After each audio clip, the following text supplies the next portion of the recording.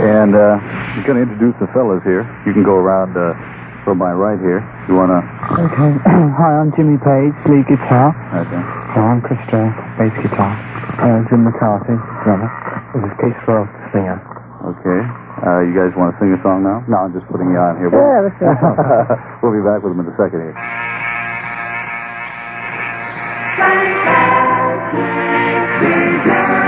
See the baby. 53rd and Broadway. That's where it's happening. Yeah, to chew some of that Wrigley's gum. I'm a big chewer myself. You guys chewing Wrigley's gum tonight? None of that stuff, huh? When did you happen to, make it in town? Just this week? Yeah, we got in last night, actually. A couple of days off.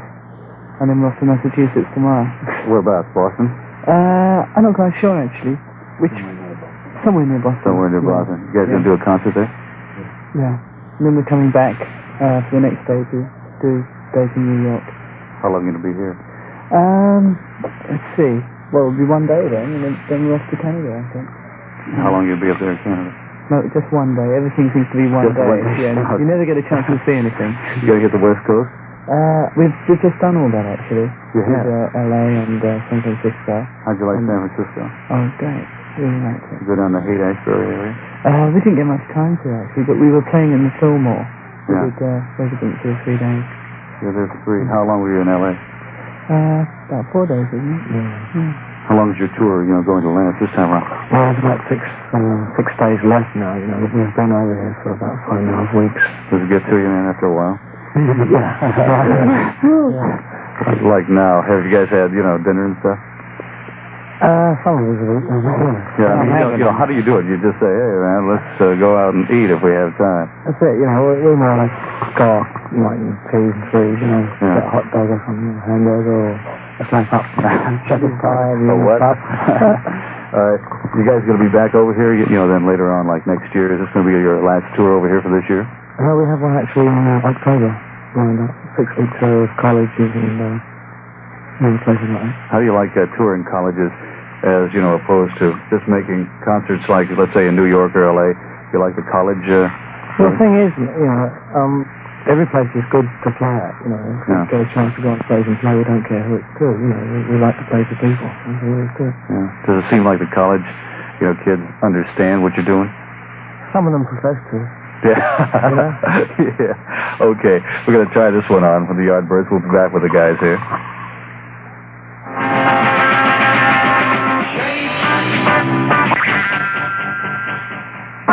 In San Francisco, was it? And there was a riot? Yeah, the Fillmore, it's rather frightening, actually, because we just about to go on stage and someone said there's gunshots over the way. And apparently someone got shot in the supermarket, and then Molotov cocktails, and, well, it was really frightening. Really scary. Because they cordoned off the whole area, you see. Yeah. We weren't on for just a second there, but about the bit where they came and told you that they were shooting guns off outside? Yeah, we're shooting in the supermarkets. But they say, keep grooving, guys. There's a little riot going on outside, but don't sweat it. Yeah, that's you're safe, unless you get pierced in the forehead with a bullet. Yeah. Then you know you're in trouble. Yeah. What do you think, about things, the way music is going now, as far as like the Beatles and the Stones are coming up with sort of a new bag, sort of experimental stuff with the sitar and the whole bit? What do you guys think you're going to do, or will it affect you in any way? Yeah. Well, we've always tried to experiment and come up with new things all the time, And obviously, when we get back to England in about a week or so, we're going to record for about a month. And we hope to come up with some really good things out of that. Obviously, given the time, But, I'm all for experimenting with music, and, the Beatles stuff's just great. Yeah. Have you guys picked up any, new, different things like the sitar, things along that line? Like vibes or something? Vibes? Yeah, electric vibes or electric. Yeah. Well, just, more or less everything. We take influence from more or less everything we hear, including people talking, and that sort of thing. Yeah. And we're just going to experiment and get out things, in that vein. And we would just like to say to other people, experiment. Go ahead, and listen to things and experience things and be part of it, You listen to, a lot of the classics to get, maybe an idea, some Baroque stuff. And definitely, yeah. Where do you think, eventually, will lead? Do you think there'll be a trend back to the, classic? type record? Yeah, I think, you know, music, even on a sort of 2.5-minute single, you know, a so-called pop single, I think will probably end up meaning much more than what it has done in the last couple of decades. I was going to ask you, is it rough to, you know, get all the thoughts you want to get and everything into like 3 minutes? It really is, yeah. I think it's taken us, so many years of pop music now to get there. You know, people are just managing to master it and get, especially the Beatles, you know, they're getting so much there in, say, 3 or 4 minutes, you know. It's marvelous. Well, I think you know WOR stereo. As soon as we get, you know, an album of yours, we play it, and we look for those long cuts. Do you think there'll be something like that in the future, like maybe some good 6-7 minute cuts? Yeah, we got one on the new album called Glimpses, which we tried to do a lot of experimenting in, especially with voices, which I don't think anyone's done that sound before, especially. With voices? Yeah, this specific sound, you know, it's very, very strange. And yeah, we'll obviously try and do some more long cuts. That's right. I'd like to hear, you know, like an album with one number on each side. Yeah, the on stage our numbers just gone for quite a long while, and we'll try and go through as many banks as possible in those numbers. So we haven't really got down on record yet what we're really doing on stage, so that's really the accomplishment that we've got to do. I think it's primarily you want to get out there and let people know where you are, and then after a while you want to start experimenting, right? Yes. How long does it usually, would you say it takes, you know, to experiment, to get to the point where you can, you know, experiment? About a year after you've been exposed? Year and a half? No, I can stimulate, can happen immediately. It's just on a point depending on the individual or the group, you know. It's not a question of serving an apprenticeship, I don't think. It's either in you, it's like a painter or somebody. It's there within you, you want to bring out new ideas, etc. Or else you just stay the same and you don't progress too much. With us, you know, I think we've, even say 3 years ago, we were experimenting all the time and doing things that possibly weren't being done around. I want to talk more about, in a second here, about, you know, how the trend is going as far as meaning stuff, you know, in every record, rather than just coming on and, you know, the beat. It seems like everything's following the vein of, you know, let's have a message here. And we'll be back with our message here. Let's do a message now. I wanna hear it one time. This is a Revlon happening. Happening for you. We have a little happening here tonight with the Yardbirds, talking about this, you know, new ideas and saying things like, there are different ways, you know, poems, odes, novels, and, you know, little short stories. How do you think music eventually will come? Do you think it'll come to the point where there'll be a definite story in every song, you know, that you do? Or is it going to be, you know, sometimes you'll say, let's just get a beat going. You feel something. Or is that hard, you know, a hard thing to answer for you? So. It's difficult, really, because there's so many trends in music, and I think it'll still keep going. I mean, there'll always be the record with just a constant, you know, fantastic beat, which will sell the record, and it won't necessarily have any story line to it, you know. You guys just get together sometimes and say, I've got a thought, man, let's elaborate on it, sort of, you know, like, get all the brains together and let's go somewhere. Someone has a basic idea of some sort of idea, and then we all sort of build it like a house. But as far as the meaning thing is concerned, we've always had a thing where we want to put a lot of meaning in our music. You know, it's not worth playing it if there's not meaning to it, you know, lyrically and musically. What kind of a background, like, you know, go ahead, you were going to say something. Well, I was just going to say, you know, I think that what we're doing, you know, as a group, there's lots of groups all putting out music and stuff. I think it's just a small part of the general becoming aware of things that is happening right this very moment, you know. There's a little sort of part, like this novelist writing, and there's also a poet, and there's musicians, you know, but in general, I think the generation we're in now and the coming generations are going to be the most aware. It's like a mind revolution, you know, because it is, because there are things happening now, like when I was small, we didn't have TV. Now all the kids are growing up with TV, and they drop expressions on you, you know, that you say, what did that kid say? That's very extravagant of you, Dad. I'm not a dad, but anyway, you know, they drop words like this, and it is sort of a mind explosion now, you know, and they're thinking, and people want to say things more. Do you think this is a way, you know, about the best way to reach, you know, the people by saying, you know, exactly what you want on records and getting it out? I think it's simply helping people, you know, to sort of expand themselves. Yeah. You take any, you know, anything that somebody might write in a letter, you know, do you say, hey, that's a different vein, let's try that? You can do. Just by, you can get inspiration. Do you mean by inspiration? Yeah. You can get it just by looking at newspaper headlines. Yeah. You really can, you know. That's because true. they're so cut and dried, you know, that they almost tell a story in themselves sometimes. Yeah, I think it's a good revolution, personally, Yeah. because, you know, I don't think anybody's putting anything down. I think they're just exposing it, whereas everything before was like under the table if you were going out and you're going to come in at 2 o'clock or something like this. Now everybody knows and they feel it more. Do you think this is, you know, like part of the trend in, you know, records? You know, it's going to be more of a, let's say it.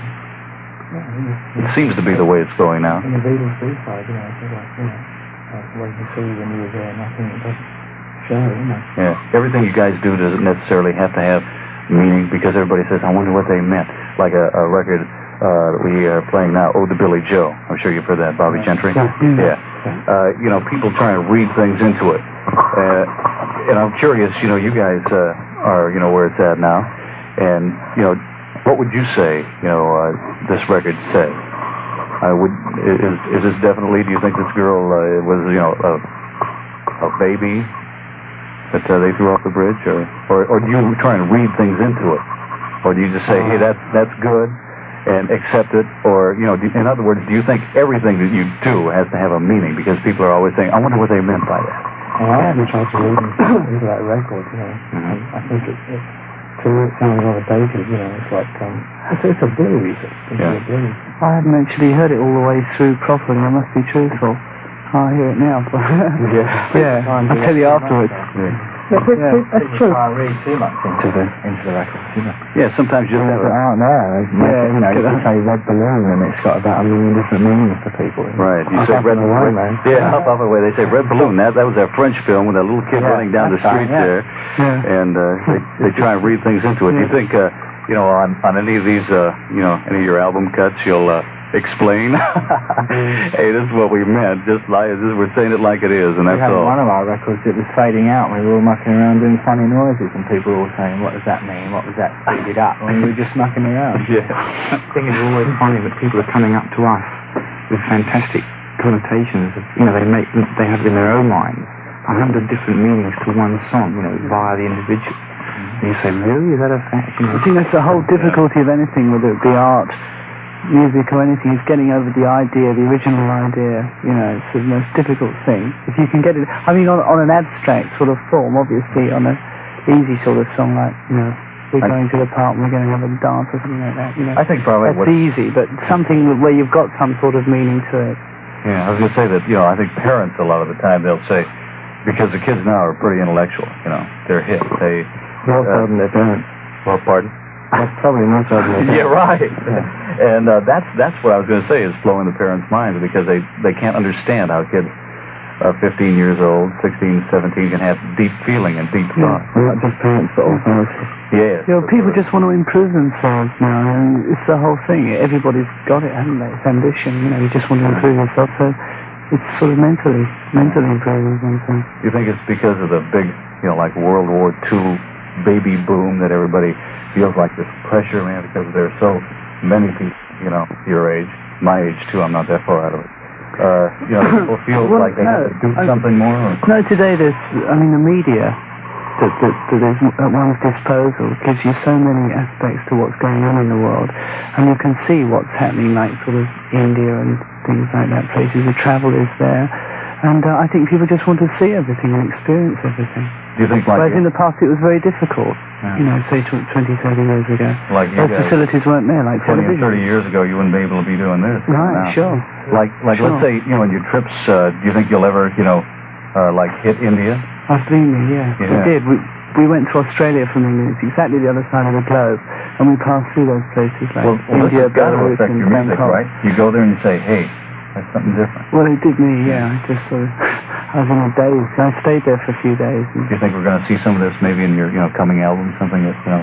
Well, we've done it really in the past. Yeah, you know, the thing is, it's not so much that, you know, you've been there and you've heard their music, but you've been there and you've seen the way they live and the way they think, you know.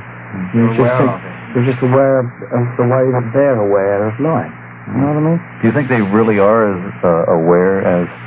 Yeah, I think so. There's no violence. I mean, I was walking around in places that if I'd have just sort of sat at home and read a book, I would never have ventured into, at all. But I was just walking around with these really black spots. Never any trouble. And I was dressed as a European. I wasn't trying to merge in with the it was marvellous. One has grown up about, this the war films and things that are made, glorifying the sort of, the fact that, like GIs rushing out and jungles and shooting people, and the combat thing that comes on every Sunday or whatever it is, Yeah, like now, you can see war on TV every night. Yeah, like in color. That is funnier than the cartoons in the morning, it really is. These guys are around with guns. I want to ask you a question. I don't want to, put you on the spot here, but do you think that, people, it's groovy to have love, to say, hey, love, man, let's not, kill each other. Do you think that that this can really, come to a worldwide thing where, let's say, like if we said to, Red China, come on over, have a cup of coffee. People are not civilized enough. Take thousands of years. For Red China. Yeah. The whole world, They're being brainwashed into something else. I mean, a frightening thing, it's just going to the other extreme, isn't it? Where you're just being militarized all the time, from school upwards. And, like the people getting into, an issue right now, getting into politics, not a music into politics, but everything seems to touch on, politics, religion, whenever you have records and stuff. Like Vietnam now. It's rough, like, let's say, how would a group, or how could a vehicle such as music, let's say, get to the North Vietnamese people, whereas they might say, well, hey, this is really love, or Red China. Do you think that they would, accept it, or do you think these people are in a different bag entirely? Well, they wouldn't understand the lyrics. Depends if they could identify themselves with it as the music. That's the whole question of music. What I was getting around to was, do you think you may try and release something that could be released to, let's say, other countries to, like promote love? Love to, yeah. We would love to do that kind of thing. Yeah. It would be a question of, the whole communist rule in like Red China is impossible to crack. You've tried Red China and you can't get anything? Oh, well, no. The nearest we've got to is doing broadcasts for Radio Free Europe, promos and things. And so the nearest we've managed to do is a personal sort of thing. Yeah. No, I didn't think, they'd let one of your records get over there. I could just see Ho Chi Minh rocking. I was saying, oh, that's out of sight. They are a frightening sort of canker on the surface of this planet, actually. Yeah. I feel... well, America is too in its own little way. Oh, well, everywhere is there. Everywhere is there. Yeah, I think everybody's got their little sore. Why don't we do your latest thing? You cut this, about a month ago? A month and a half? Yes. With Mickey Most, who's our new producer. Where did the thought from this record derive? It came from him, actually. You mean the actual... We just saw a clown, you guys, Oh, you mean the actual context? Yeah. You're the singer, too. No, actually, we had this new record producer, Mickey Most, and he chose the number, and we put ourselves in his hands, Yeah. It wasn't actually our own writing at all. At the time we were rushing the writing of our album, Yeah. And he said, well, you've got to have a single record go out. And so, Okay, let's hear this one. The latest from Yardbirds. Ha ha, it's the clown. Ha ha, it's the clown. A half hour now. Getting into what's going to be happening for you guys tomorrow night. You're going to be over at the Village, right? Yeah, Friday night. Friday night, no, stay here. Oh, yes, today's Wednesday here, right? Friday night. And you'll be over there with Young Bloods and Jake Holmes. Mm-hmm. And how do you feel about Young Bloods? You've worked with them before. And I think I've heard their record about once. I think it was quite good. We've heard a lot of people talking about the Young Bloods and saying that they're very good. Yeah. So actually we haven't worked with them before, but it's going to be an experience to see them. And the other guy, Jake Holmes. Yeah, Jake very big. Yeah. It's happening. He's been there at the Village for a while. Good response. They were really good. Yeah. This is the first time we've worked in New York. I think we actually played New York. Is that right? Yeah. I thought you guys were here before. We've been here so many times in New York without just go straight through. Yeah. Well, there's usually been a difficulty for a venue, nowhere before to play. So So thank goodness they've got over that, because I've been really looking forward to playing here. Yeah. So good. I think it's going to be a gas at the village theatre. Yeah, what time do you guys go on? Oh, I don't know, about 9, I suppose. Yeah. 8 and 10:30. Anything else you guys want to add before you depart? Well, we're going to try something there. We were getting a prop. You know, it's like a stage prop. We can get it. It's going to be really good. I'm not going to tell you what it is. We can't tell you what it is, because then everyone will know, but it'll be, well, we'll really get something going here. It's a new idea Yeah. on the psychedelic thing. Yeah, it's something no one else has done. We did it once before. In And England? it was so fantastic. Did it turn them on over there? Yeah. But they say, how'd you guys think of this, huh? Well, it's quite an obvious idea, really, but nobody's done it. Is this going to be like, your bag when you It'll tour be the now? finale. Yeah. No, it's a different. You have to sort of get this thing, all these things together. Yeah. And and it's very difficult to get them. That's why we can't do it all the time. You're talking about women now. No. There's about 100 of these things that come in a box. I see. Okay. Hey, well, are you guys going to do this, like all of your concerts? You're going to take all of these little things, whatever they No, are? it's very difficult. This is a special just for New York. Just for New York, Village special. It's like an expression of our love. Okay, your New York love expression. Okay, guys, it's been great having you by here. I know it's a trite expression. Everybody says great having you by, but it has been fun. And next time you're in town, maybe we can make it a little bit longer here. And we'll have your new album by that time. And we'll try and find out what you really meant by it all. Huh? We'll ask you those questions again. Hey, why don't we go with one of your cuts now from your album over here?